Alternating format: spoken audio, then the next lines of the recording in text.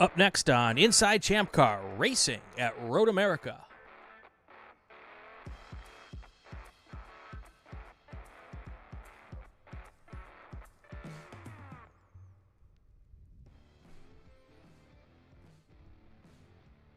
Oh, I'm sorry. I was dreaming of bratwurst.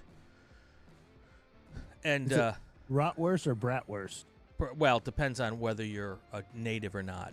So it's. We were so busy, we didn't even get to do much of anything when it came to the local eateries. You know where we had Mexican Friday night? In Wisconsin. Yeah, in Wisconsin. Taco Bell. Son, can we have a talk? Wait. No. And You had Taco Bell? Because that's not Mexican. No, I'm sorry. Taco Bell Saturday night. Okay. No. Wait. Friday night or Thursday night, when everybody got there, we had Chinese right behind the hotel. And then Friday night, we were at the track so late that we ended up going to Taco Bell. Saturday night, we ended up having one of our folks went to a local eatery and picked up a whole bunch of takeout chicken, which was really good. We do that really well cheap. in Wisconsin. Yeah, and that was it. I did order brats at the restaurant there on track. Okay, good. Wasn't like the old place, It's which was Michelin rated. Yeah, St. John the Baptist. Yeah, That might even be the old place. Yeah, I miss them. Yeah. The new one was yeah, it wasn't. Don't tell me that. I'm going back next year for the first time in like 20 years. Yeah, you may be disappointed, Oh, no. but maybe not. It's maybe my expectations are just higher. We're jumping ahead of ourselves. There's this nice guy. We have a guest, don't we? Yeah, I know. There's this nice guy sitting here with this nice car behind him and waiting for us to introduce him. Hey, does he have his dad on there? No, just him. Does he know? Is that your dad's Cadillac? No. Is that your grandfather's Oldsmobile? It's not that either. Is that what it was? Yeah. I don't know. It was something like that. That's right. My grandpa did have an Oldsmobile, by the way. I'm Brian Bielanski. Guy above me is Bill Strong. The guy next to me is Lee. Lee, pronounce your last name for me so I don't mess it up. It's Muhleman. Muhleman. That could be a Wisconsin name. That feels a little German to me. Is it German? It's Swiss. Swiss. Okay, that Which could is be like, Wisconsin. I don't know, whatever he said. Yeah, Muhleman. Lee Muhleman's here with us. And you have the best team name, and one of the best team names. And there's a story behind the team name that you told me before you come on the air. So before I ask you the question that we ask every first guest when they're on, what's the story behind the team name? Well, I was turned on to the name Daring Greatly from Cadillac. Cadillac used it as a motto a few years ago. Actually, the guy that came up with BMW's Ultimate Driving Machine was the one that came up with the Dare Greatly. They had a lot of training revolving around it, and then looking into the quote, it's extremely inspirational. Basically, to sum it up, it talks about, Teddy Roosevelt talks about basically wanting to know the man who has tried and failed instead of somebody that just brags about doing and succeeding. It's great, and it basically sums up everything about ChampCar, in my opinion, for amateur endurance racing. Yeah. So when we're done, if you would send me that quote so I can put it in the show notes.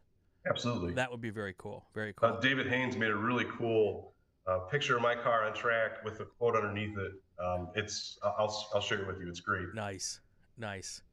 All right, Lee, so you're not going to get out of it, even though we kind of went astray. We're going to come back in line here.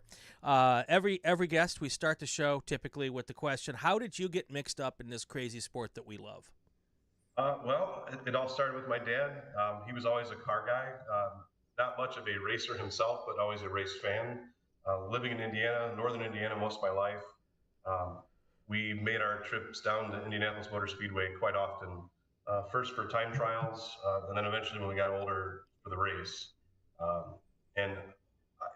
Hearing the cars, seeing the cars, I got hooked. It had to be speed. Fast forward to as soon as I could get my driver's license, and then maybe even before I got my driver's license, I was driving as much as possible. I ended up starting autocrossing. My brother-in-law, who wasn't my brother-in-law at the time, but is my brother-in-law now, got me involved with autocrossing. I did that for a number of years. Started working corners for the SCCA because I couldn't afford a road race. So I figured the best seat in the house was sitting on one of the corners, and I learned a ton about road racing from working a corner. Um, then I started doing track days. That started to get kind of boring. Just kind of racing myself, and after the second lap, it seemed like the car was going to go as fast as it was going to go because the tires were already cooked at that point. Um, I came across a guy in the Indianapolis area that was renting seats out in a V6 Miata in the World Racing League. Before you had to have a license, even for World Racing League, I just had to have a written recommendation from the HPD instructor that said I was competent enough to road race. I did my first road race at Gingerman in, I think, 2015 in a V6 Miata. We raced against the Nutmakers. That's when they had the RX-7s. It was there was mustard, charcoal, and ketchup. We did really well. We actually we broke on Saturday. Sunday we came back and we won the race overall. So my first ever endurance race, I actually was able to take a victory overall. Nice. I've been chasing it ever since. All right, so knowing your upbringing, when I say it's a new track record, does that bring back memories? It does. I got to say that at the race I was calling last weekend at Buttonwillow, and the young man next to me, who was my co-announcer, is like, had no idea what I was talking about. But I, too, ended up going to time trials first at Indy and listened to Tom Carnegie, and I get goosebumps every time Ari Lyondike would break that track record. I was there the year he set the big record that still stands to this day as the qualifying record at Indy. And that was a back and forth battle for that track record for like all afternoon, and it was just one of the really cool things. So, if anybody's never heard that before, YouTube Tom Carnegie Indy new track record, and it'll give you goosebumps. So, cool. A lot of us have stories about dads taking us to the track for the first time, and my dad's story was similar. His dad took him to the racetrack, and then when my dad wanted to race, my grandfather was like, "Why do you want to race?" And my dad kind of looked at him like, "What do you mean, why do I want to race? You started this." But that's pretty cool. So you went right into an endurance. Was that your first road race, an endurance race, or did you do any kind of sprint road racing like with SCCA before you went and did that first endurance race? Nope. My first ever wheel-to-wheel race was an endurance race. Very cool. It was a 7 hour or 8 hour on Saturday, and I believe a 7 hour on Sunday at Gingerman. Cool. It was all downhill from there. That's right. And is that a Cadillac behind you now? Is that why Bill made the Cadillac reference? I couldn't tell from here.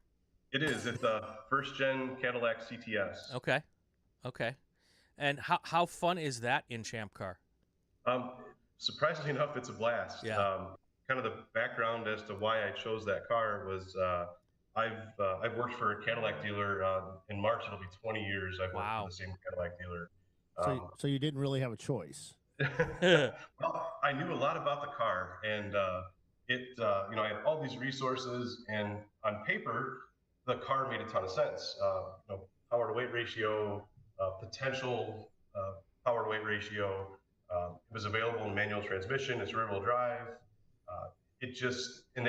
You could find them for a reasonable price. A little beat up, but they were a whole bunch of them running around, so it was pretty easy to come by.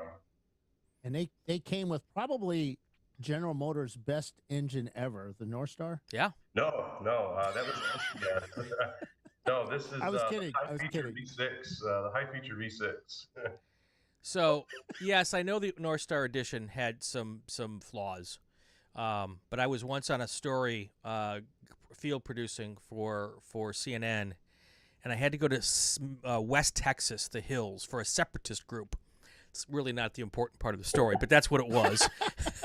But when I got to El Paso, because that was the closest place, the only thing they had left in the rental yard was a CTS North Star edition. And I was like, I'm going to feel like an old man. Well, I got to tell you, I hustled that through the West Texas mountains, And when I got to this little tiny town in Texas that had a general store and a bed and breakfast, and that was it, that car smelled like it had never been driven before. The brakes were smoking. The brakes were smelling. There was rubber smell. I had so much fun, and it was a rental car, so I could give it back when I was done with it. So it was very cool. You should put one of those in the back of a first generation Toyota MR2. And if any of you are interested out there, search Bill Strong MR2 North Star V8. Okay. Bill, you're I love that. You're a wild man. I actually love that Cadillac engine. And the reason, if you tear one apart, it looks like a Toyota engine inside. Just everything's like way bigger. Way bigger. So, because I think at the time, Toyota and General Motors were kind of partnering on a lot of stuff. Okay. But yeah. Who knew? Okay, enough about me. Lee. No. So, what was the development like on the Cadillac? Was it just throw a cage in it and go racing, or did you have to do a lot with it? No. Of course, cutting a bunch of weight out of the car was Sure. one of the things we tried to do. The cage is probably a little overbuilt. In hindsight, I wish I would have maybe given the cage builder a little better instruction as to what I needed versus what he thought the car needed. And it's definitely safe. It's just it's very overbuilt, which I guess isn't a bad thing. No, trust me. I've been doing this a long time with ChampCar. I've seen a lot of races. I don't know, 400 maybe. I don't know, and a lot of carnage. And the cars with the big cages are the ones that are still racing. So yeah. Ray's not listening, right, Bill? I don't think so, because he's on a board meeting. Yeah. So just take 6 inches out of every bar, and you'll take care of the weight problem. Yeah, acid dip it. So so speaking of Ray, Autobahn this year, Sunday morning, I'm sitting in the car getting ready to go out to start the race, and he walks by and he pops his head in, and he looks at the cage and he says, "You're claiming extra points for those bars back there, right?" And of course, I'm panicking at this point, and I'm getting ready to go on track, and I'm thinking to myself, "No." And he's like, "Well, we may need to add some points." I said, "Okay." I said, "I guess we'll cross that bridge when we get there." And we ended up having a great race. We ended up finishing third that day. We would have been in second, but because we ended up adding the material points, it put us a lap down. So we ended up finishing third, which was our first podium. But I tell you what, that was on my mind on the pace laps as I go out. Yeah. So Bill, why would we add points for safety equipment? So we do not add points for anything within the safety component within the 4 bars. Okay. The interior part. Now outside, we do.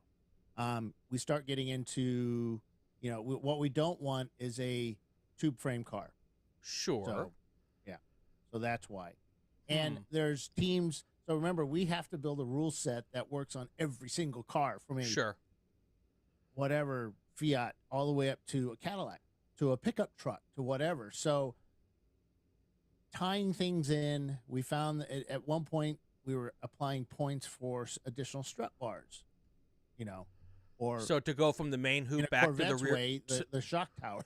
So to take a bar from the main hoop back to the rear strut towers is more points. No, you can do that. You just can't add. You can't cross set quantity. You can cross them. You just can't have them coming elsewhere. So okay. there's certain things. So people will cross them, right, and then they'll put another bar across, and that's an extra piece. So that's material money. So did you pull out the Sawzall today, Lee, and cut out some of those bars? I didn't today, but let's just say that I don't have those points anymore. Very nice. Very nice. I don't think it's right, but I don't write the rules. Yeah. I think guys should be able to do whatever you want back there. But again, I don't write the rules. So I've been part of a long discussion, and Lee, you're a tech, right? Are you a tech at a dealership? No, I'm the service manager. Okay, so you understand the mechanics of the cars, obviously.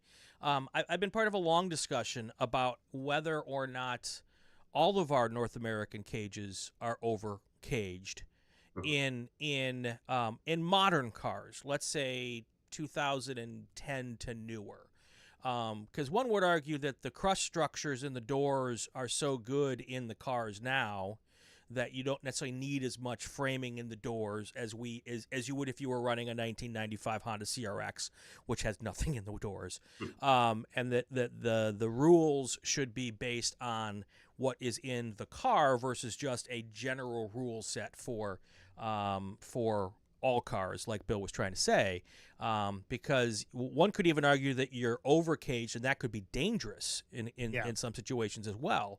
And I don't think there's anyone who will ever agree on any solution to this.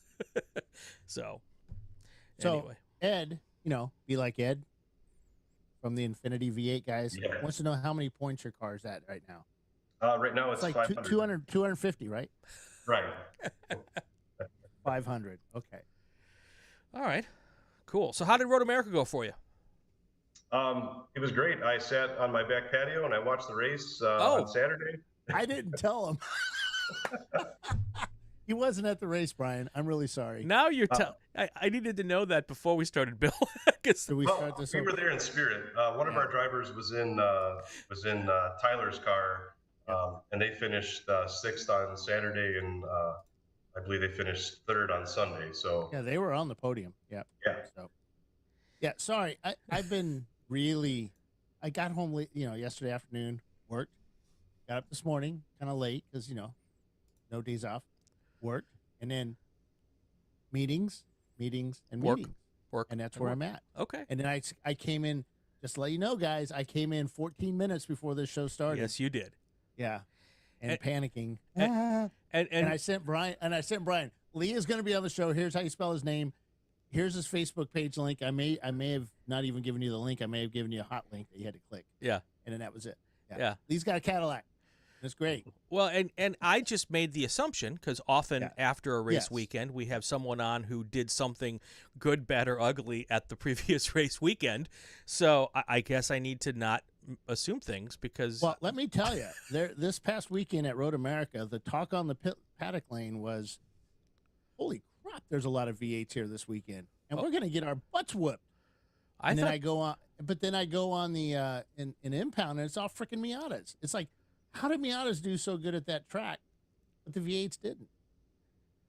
Do you have an answer to that question, Lee? Thirsty, is what I'm guessing. The V8s are thirsty. And on that track, it's and they usually have really big tires, and that hurt Riley on Saturday. We had rain, and Ray was telling me there were times that Gar Robinson was racing with them this weekend. If anybody knows who Gar Robinson is, he's a pretty darn good LMP3 driver. Next year he'll be an LMP2 driver because there won't be any LMP3. Yeah, and Riley had his good drivers with them this weekend. So I was told as they were going down the front straightaway with those 335s on that car that from pit lane at pit out, Ray and I think it was Kim could see both number panels as the car was twitching down the front. Yeah, that's crazy. Crazy. Well, because you had water, right? You had rain? Massive water. Yeah. You go to ChampCar Garage on Facebook, you can see the picture of all the reflections. Yeah. And that was before the race started. Yeah, those big fat tires don't like rain. No. Yeah. And I think that's where the Miatas did really well is because the skinny little tires they run on. Yeah. Yeah, no question. And getting good gas mileage. So you've got a Cadillac CTS. It's got, what, a 20-gallon fuel tank, 18-gallon fuel tank? 19 and a half, so it's got a fuel cell. 40-gallon fuel cell. Okay. There you go. And you're sponsored by Wiffle. Wiffle. That's an inside joke. Sorry. That's too good. So little balls you put in, displacement balls, right, Brian? Yeah. No, I got you. Yeah, Wiffle sells them too. I got you. So, without giving away too many secrets, Lee, what makes your car tick? Well, we didn't figure that out. We've been racing with ChampCar since 2019. We've always been a mid-pack car. We ran a 3.6, which was a 255 horsepower engine, but it's a heavy car. It still weighs, without driver, it's still 3,300 pounds. Sure. It's got great brakes. It's got plenty of rubber. I was bound and determined to get the try to get the board of directors to change the VPI in our car because I thought it was grossly overvalued. Chris Huggins says, you need to cut more weight out of the car, you need to cut more weight out of the car.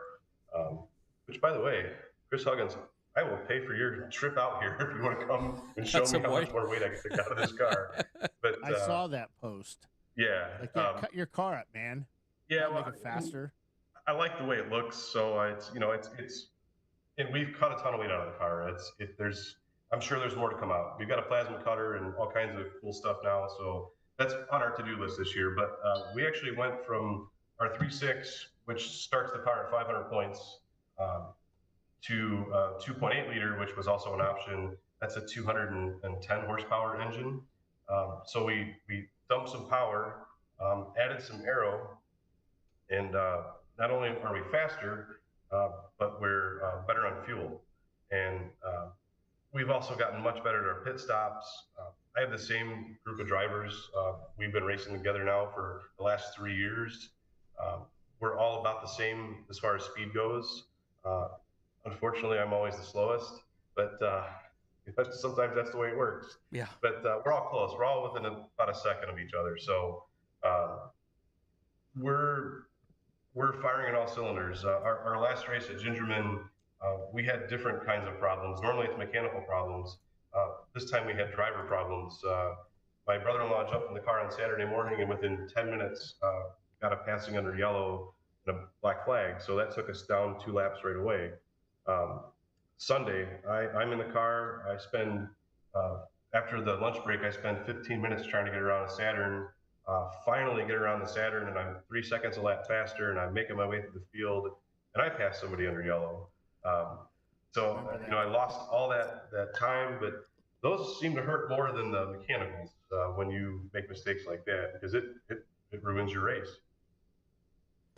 What's more painful, having to say that you took time to have to get around a Saturn, or to admit that you had a full course yellow and had to fall back as a penalty? Brian, be nice, man. I don't know. So the Saturn had us on this. Everything. A lot of the cars have us on the straightaways. Our car's strong point is its brakes and its handling. I mean, it goes to the corners quick. It outbrakes Miatas. It's got a ton of brakes. And unfortunately, that's how we have to get by people. Is we have to basically more or less go for a dive bomb. But we make sure we present ourselves before we go into the corner, and we've raced with these people enough. I feel like, I feel more comfortable racing with most of the people we race with than I do driving to work every day. Right. So you're not going to be the only one out there this year with a Cadillac. There's another person that's kind of... Oh, yeah. I know all about the Tuttle ATS. So Tuttle's going to have an ATS. Now, is the ATS slower than a CTS because it's lower in the alphabet, or? No. It's about the same weight if you're looking at stock to stock, but they came with a 300 horsepower turbocharged 4-cylinder or a 330 horsepower V6. Nice. Yeah, that'll be fun to watch him, and of course, having his antics back here will be pretty awesome. We're gonna have him on the show, and here, have another beer, Brian. For those that the first ever edition of Inside ChampCar was before Brian, and we had Brian Tuttle on the show, and it was a panel at Watkins Glen, and he walks in with his 6-pack of beer, sits down, and starts talking. As those beers went, so much great info came out of that mouth. It was awesome. It was so much fun. If you told me that we were going to add a adult beverage component to this show, Bill, I would not argue with you. Yeah, I mean, Heineken 0.0, they may be our sponsor one. That's right. That's I'm good with that. I don't drink. You think I'm crazy when I'm sober? You should see me when I'm drunk. So what kind of tires do you use on that monster? Do you use like BF Goodrich or? Actually, this year we ran the RE71 RSs, which, kind of going back to our season after Gingerman, we weren't sure. That's Bridgestone, right? That's Bridgestone? Yes. Okay. Yep, the Bridgestone RE71 RSs. We weren't sure if the tires were our main culprit for being faster or if it was the aero. Because, like you say, Bill, aero doesn't work on these cars. We did a test day after Gingerman. where we went there without any aero, and I sent our fastest driver out. I towed the car up there. I didn't even drive. I just sent one of our fastest drivers out there and told him, let's see what you got. He did a session with no aero, and he fought really hard to get a lap time. He came back in. We put the aero back on the car, and not only was he about a second and a half faster, but he was able to back that lap time up like 3 or 4 laps in a row. And he just said the car was so much more stable. Yeah. I'll tell you, the aero works. I just remember people telling me, I've said this over and over again, when we showed up at the MR2 with that big 14-inch cord wing, and some of the aero guys and other racing series guys would just poo-poo it big time. Sure, it hurt the top speed, but through the corners, move out of my way because I'm going to push you. Absolutely. Did I say that? So is that car hard on tires because it's so heavy? The RE71 RSs aren't, they're about a 1 race tire to begin with. I feel our alignment specs are pretty dead on. We can get through a whole 8 hours on a set of tires, and then we have to change a new set for the next day. Got it. Did you ever look at using something harder? Well, we ran the Hancooks forever, and that's longevity-wise, that's a great tire. But we found that if you want to play up front, you got to get the sticky. Yeah, I hate that. I don't know. Because it's money. And you're right. And of course, it's my car.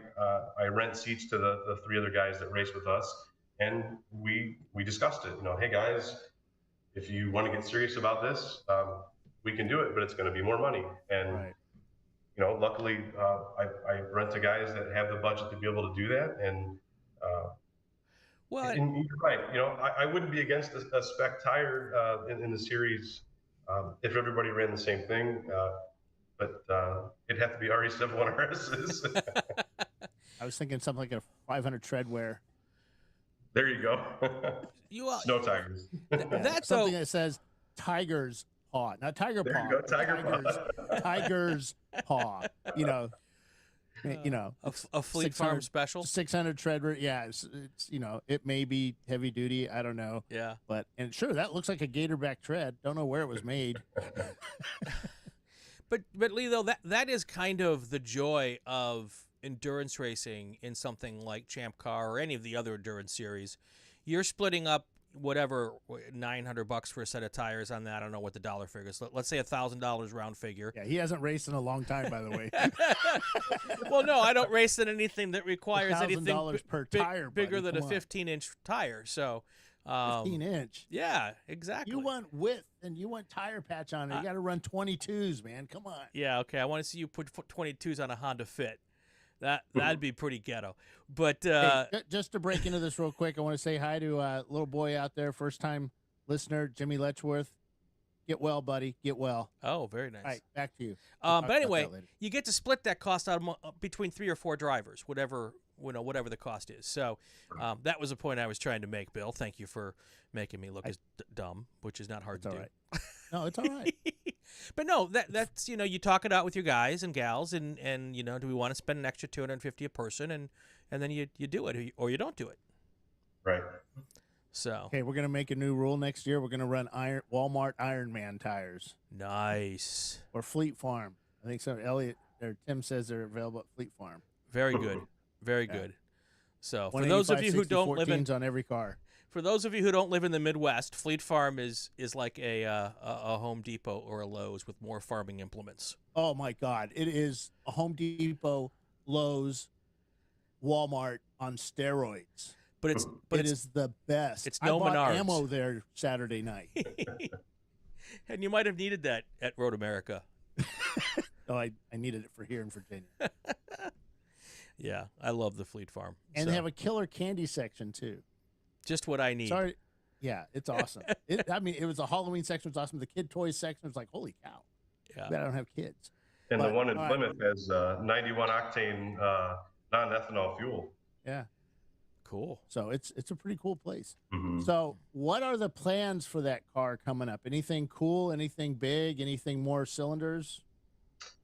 No more cylinders unless the rules were to allow it. It'd be awesome. I mean, it's the subframe is the same as a CTSV, so it would drop right in. Have to change the trans. The differential is the same, but the differentials become blast when you put that much power in there. So Can't you just put that big V8 engine in and just put the V6 cover on top and nobody will notice? Oh, wait, did I just give that away? Maybe you did, Bill. That was supposed to be a secret. Sorry. But no, let me turn off the protest forums real quick. In all seriousness, what's the next development for you guys? We've got maintenance we're going to be doing this off season, but we're going to try to cut some more weight. We're going to try to cut some more rotating mass. We've got some ideas. So again, our team is awesome. My brother-in-law is an engineer. My buddy Ron is a car guy through and through, and a great fabricator. Chris is Chris is a great guy. He's a great driver. Chris is great on strategy too. We just have a great package.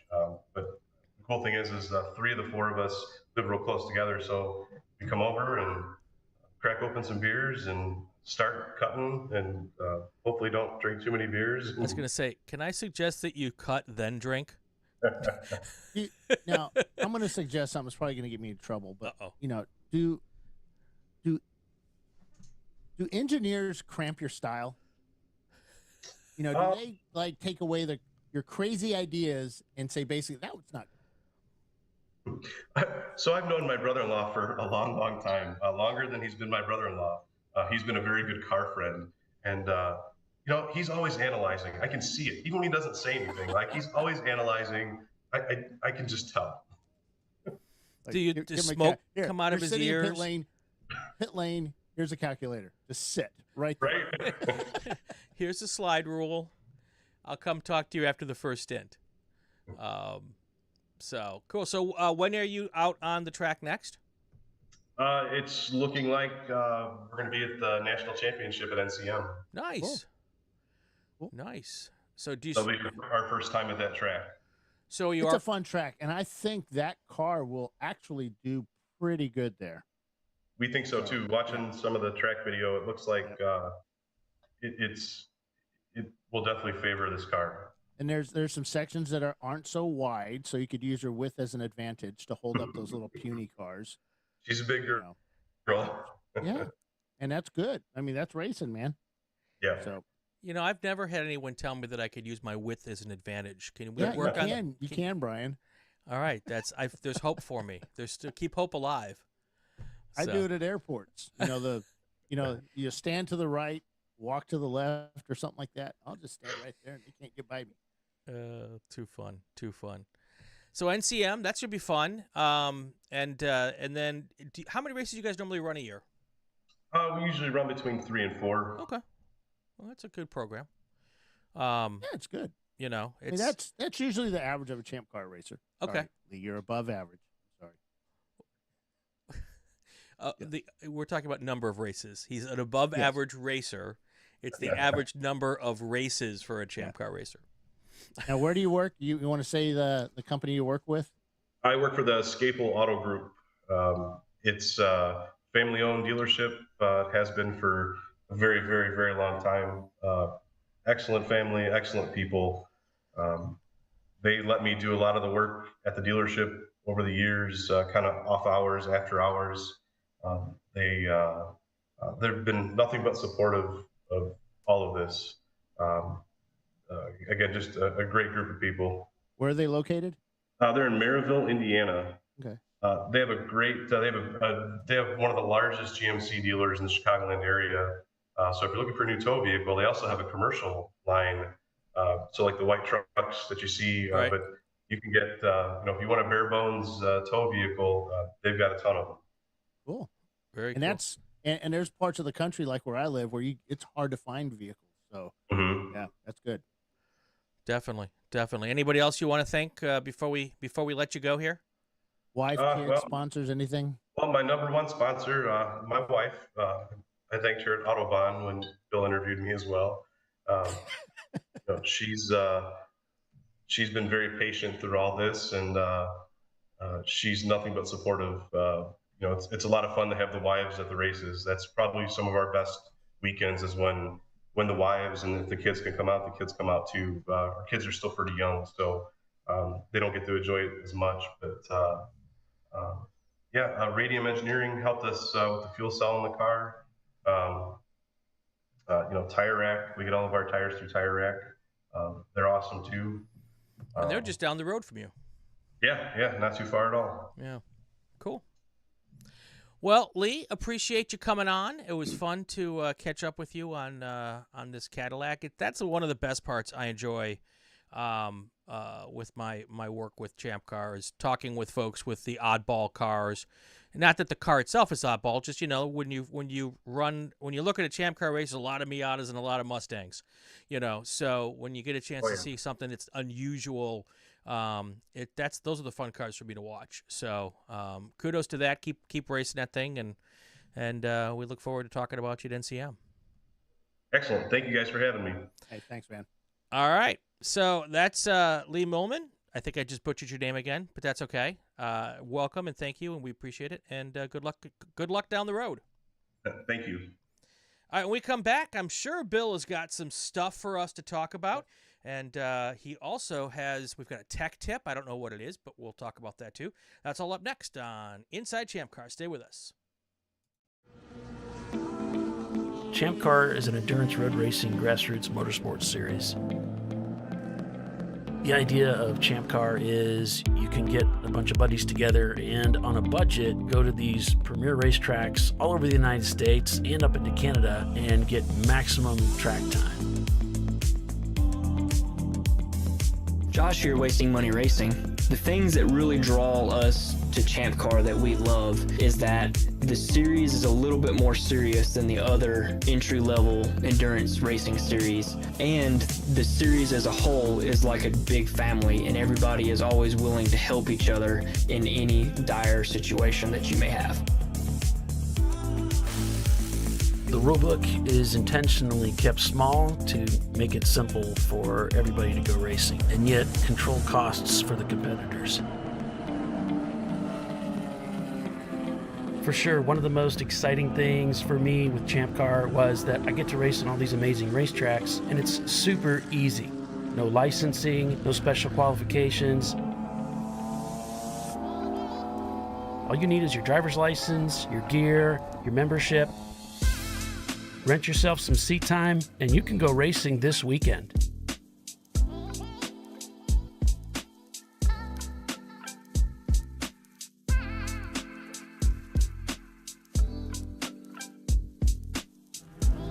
I enjoy racing with ChampCar because I think they provide the closest competition of all the amateur endurance series, and because they race at bucket list tracks.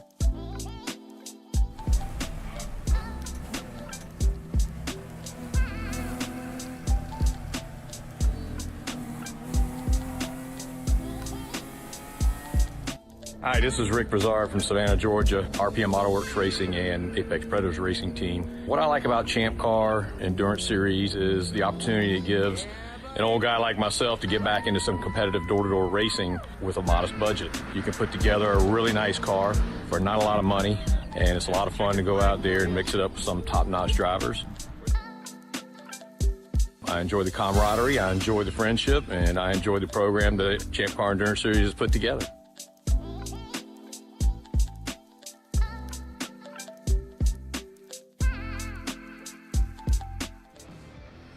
Welcome back to Inside ChampCar. Brian Bielanski, Bill Strong. Big thanks to Lee for being on with us today, telling us about that Cadillac. Got some cool stuff going on, Bill. You got a little something here. Where do we want to go first? Sleep. I can arrange that. I can arrange that. First off, we had we had a lot of new cars at the race last weekend, which was at Road America. Yeah. Team Team Salem Mustard Porsche Boxer took first on Saturday for the 8-hour. Just passing the Corvette towards the end. Both finished on the same lap. Good, Bad, and the Ugly finishes second. Okay. Premium Dudes and their hot little E30 finished third. 45th Parallel took fourth. JSK and the Nissan Altima took fifth. And Crank Anchors took sixth. Endurance Motorsports seventh. Copper Penny eighth. And Maximum Effort took ninth in their Miata. So lots of big guns at this event. Lots of big guns failed. And Team Mustard Porsche Boxer took first. So we did have a protest. Premium Dudes, they were protested for their camshaft, and the official report will be up probably tomorrow. Ray wanted a couple little things changed and some details added. So we'll get that done tomorrow morning. Camshaft was measured. They were the proper camshafts for that engine, for that claimed engine. Right. They also, the fuel cell was challenged for capacity, and that was checked as well. We did not do a pump out, but we did do a volume check along with to make sure that they had the proper type of displacement blocks in it, and that they weren't filled up with anything. Okay. So that did pass that. So while we were at it, the team asked that we measure the bore and stroke on the engine because there have been questions about that. It did measure out at whatever engine size they said it was. Whoa, slow down. So the team asked for additional measurements to be taken during a protest? Yep. That is what I call confidence. Yeah. You don't ask for that unless you know your engine's legal. Yeah, and they even said if the camshafts measure wrong, you can take, and this is on Saturday, take them home. Take them to you, take them to Bimmer World, which is down the road for me, and have them measure them, have them compare them, have them do whatever. Yeah. This is a legal engine. So they were pretty adamant about it. And you know what? For our measuring, it was a legal engine. Yeah. So, yep. It was that was actually fun to engine. do. It wasn't fun for them because it No. really sucks. I've been there. It really sucks. And especially, we're trying to get everything right. We make a couple of mistakes on some measuring. It's not coming out right for us, and we finally get it right. We then hand it over to the team, measure it. We hand it over to the person that's protesting it, measure it. You get the same. Everybody got the same measurement, and it was good. So, And did they get the car put back together for Sunday? well, it was on. We don't take the cams out, Okay. so, but they were able to. It was just basically remove the cam covers. Right. They put them back on. Okay, so So, yeah, everything was good. nice. So that race went on well. And then the next day, Two Brothers Racing took first place in their Nissan 350Z automatic, I might say. Wow. Yep, that's that really cool 350Z. Team Salem took second, just could not catch the Nissan. Yeah. Crank Acres took third again. Sarburns Autosports in their 2001 Mazda Miata took fourth. Their fourth race ever with us. So Nice. they did quite well. Copper Penny in fifth. Team Salem brought out their new Chili car. They have a new Boxster called Chili. They brought that out, and that finished sixth. Gorilla Sticker took seventh, and Maximum Effort down in eighth. So is the next Team Salem car going to be called Sauerkraut? Trying to think of what else you could put on top for sausage. Well, they sell a lot of things. They have ketchup, mustard, Relish, all kinds of stuff. Chili, Yeah, relish, sauerkraut, yeah, onions. Maybe. I don't know. Billy will be on the show in New Year's Eve, so maybe we can tell it. We'll have to. Ask Inquiring minds want to know. Culinarily, Yeah. inquiring minds, because, the hot dog is such a culinary delight. And I'm not being sarcastic. I'm a big fan of the hot dog. I'm reading the quotes here. I just think ChampCar could really grow and expand. I'm sure somebody's looking for my job. Yeah. Right now, we're not hiring, but But Bill's working hard, so he might give up that half of his job. who knows?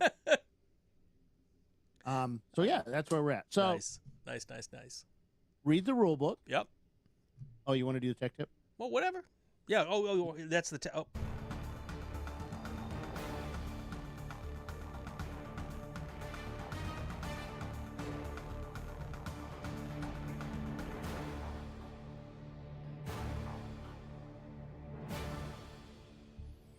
I always freak myself out, Bill. I'm going to digress for a moment.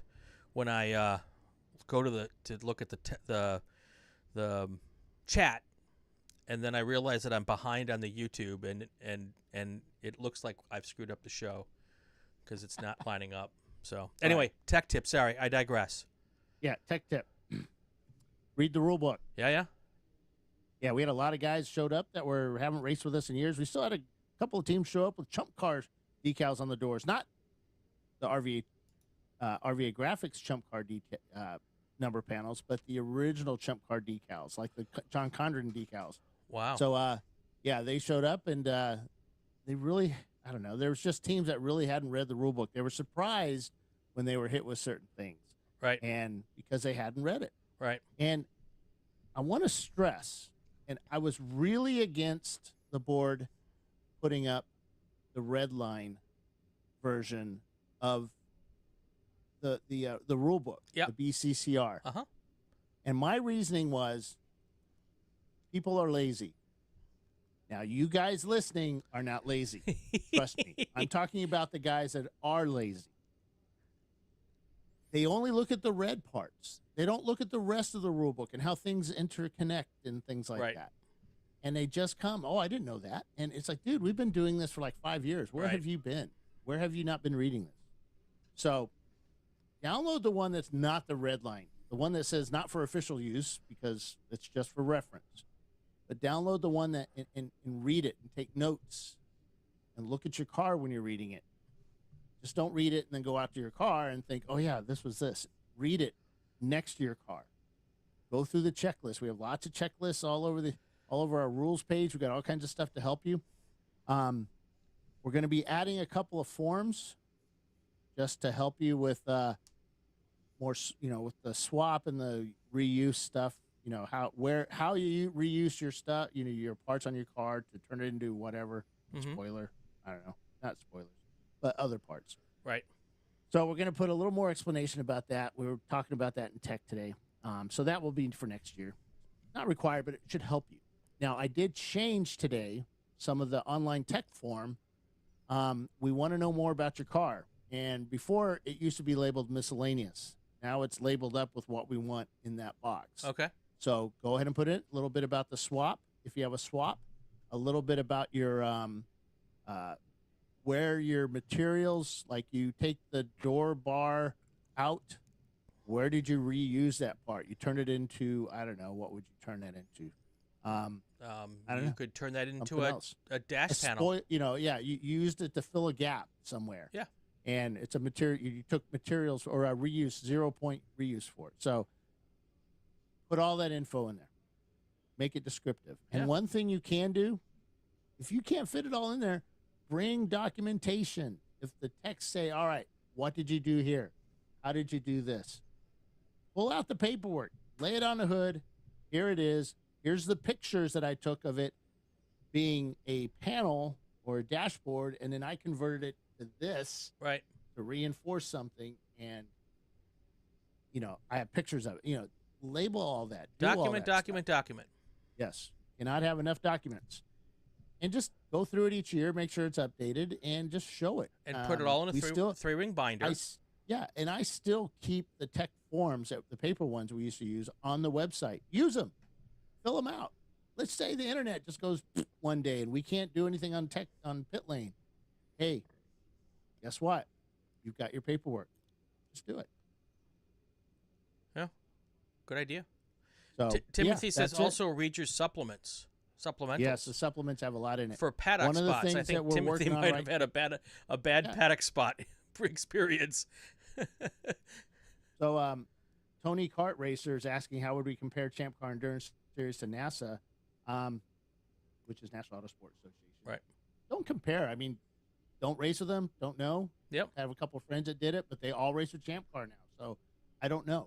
All I can tell you is that, I was going through the 25-hour rule book the other day, and I found some really neat ways that NASA's doing some stuff. Yeah. And I like how they've done some things, and I'm going to petition and say, hey, I think we should go to this. Yeah. And Tony Kart, you should know that there's a lot of drivers and teams that race in multiple series. Yes. So Yeah. crossover from NASA to ChampCar to SCCA to WRL. So we're all kind of like, we all play nice we together. kind of love each other. I work with the SCCA on some stuff. Yeah. We have some lithium battery stickers now that the SCCA developed, and well, hell, why do I develop my own? Why don't I just go to SCCA and ask them?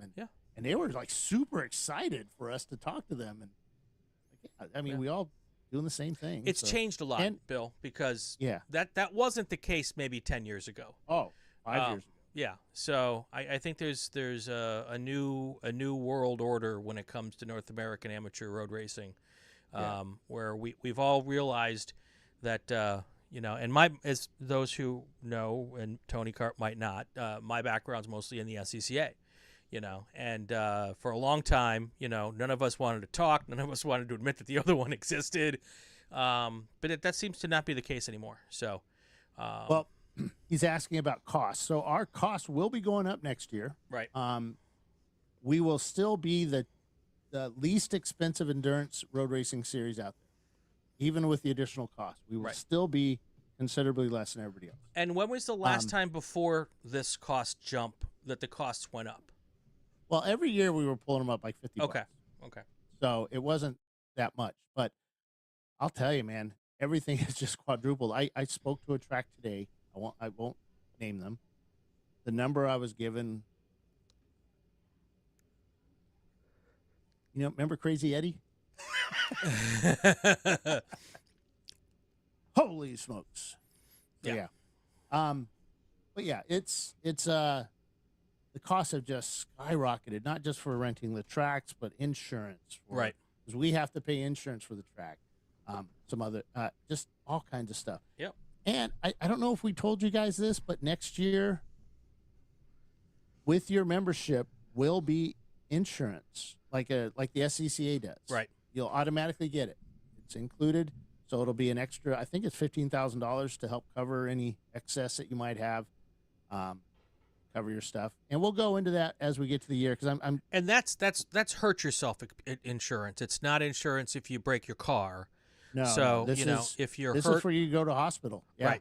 That so kind of stuff. and if the insurance is anything like the SCCA insurance, if you're a crew member in the paddock and you get hurt, and that covers that too. It covers that too. And usually what happens is, and again, I have not seen your policy, but my experience with the SCCA is if you don't have health insurance, or if you do have health insurance, it goes to your health insurance first, and then any spillover is covered by it comes over to that the club. And that's the same way it's going to do. Yeah. Yep. So and that's, we're trying to add value. Hard to do nowadays, but I don't know, man. Sitting behind a wheel of a car doing 190 miles an hour around Daytona, Opel GT is value. Yeah. To me.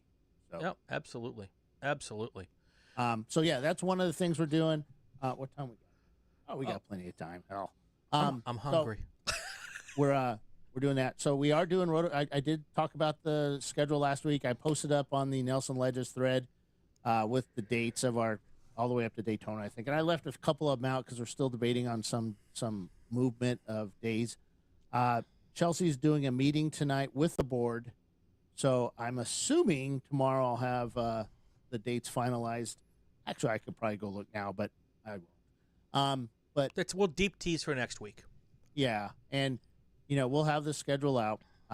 Thursday morning, I head to Atlanta Motorsports Park. Another day on the road, and we have an 8-hour, 7-hour. Jackie Sides will be running that race. Chelsea Vickery will be on pit lane. I'll be up in the tower doing flagtronics and the log. The race log, and forget who's doing timing, but it's going to be so Road America. I believe will be the same time next year. So don't know. I have to look at that again because I wasn't involved in that. Chelsea was in a room above me. I was sequestered down the timing and scoring this past weekend. Right, and she had a window. She would just shut on me, so I couldn't listen. There you go. So, but yeah, we have a lot of good stuff coming up. Now, remember that we're playing catch up when it comes to some things. Yeah. So we're getting caught up. Every time we look at numbers, they're better and better and better, which is really good. And I want to thank everybody. Actually, the whole company, the board of directors, all the permanent, the full-time staff, and the volunteer staff and, the other staff and Brian. We all thank every member of ChampCar for what you guys have done to us the last couple of months. Thank you very much. And we're good. Things are solid. Nice. And we're moving on. Great. So, it's going to be a great 2024. I just need 40 hours in a day. We're good. Or just some sleep. I got to sleep till 9 this morning. That was nice. That's like sleeping in, right? Yeah, it was. Because I'm normally up about 7:30. There you go. So we got a lot coming up. Next week will be sometime next week, or maybe even this week. I don't know. We'll be announcing the schedule for 2024. I saw Lemons did theirs, and Yucky Dog will probably be doing theirs another time. And I know the SCCA is getting theirs out slowly, and NASA will do theirs, and we'll put ours up as soon as we get done. Well, 'cause we don't want to release it halfway done. Right. So, cool. Anything else before we check out, Mr. Strong? That sounds like a no. Well, no, I'm thinking. Because I could tell you. Yeah, so Salen's actually will be on for next year's sponsor again for Watkins Glen. Nice. So I want to thank them again. Them. Yep. And they signed their contract this weekend. And we got some more folks coming. We got a couple of sponsors going away, but we have some more coming in. So it's awesome. Good time, man. We should have AutoZone back on for next year. And got a couple more races left, though, in 2023. We have AMP next week, followed up by VIR. We still have open positions for car entries at all the races. And, remember, Jackie's new. So if you have like 4 or 5 cars, bring him down. I want to see her panic under pressure trying to find No, you pit don't. stalls for all these Stop. people. Come on, do it. Do it. Stop. And then Sebring we have coming up. We have tons of spaces on there. I know we fit over 110 cars on that track. So come on down. Have some fun with us. See what ChampCar is all about. And for you guys returning, it's a different place, man. No more crash and bang 'em ups. Not that we ever had that before, but we're proving we don't have it. So, all right. Not as much, I should say. But it is racing. Sounds good. What do you think, Brian? I think it's time for some sketty dinner. There we go. All right, that's going to do it for another Inside ChampCar. If you like what you hear, subscribe to the podcast or the YouTube channel so you don't miss any episodes. It would also be great if you share it on your social media channels. Comment on the ChampCar Facebook page, especially if it's a good one. We have a new episode every Tuesday on the YouTube and every Thursday on the podcast channel. For Bill Strong, I'm Brian Bielanski. You are listening to the Racing Wire Podcast Network, and you are watching ChampCar Live on YouTube. Have a great week, everybody.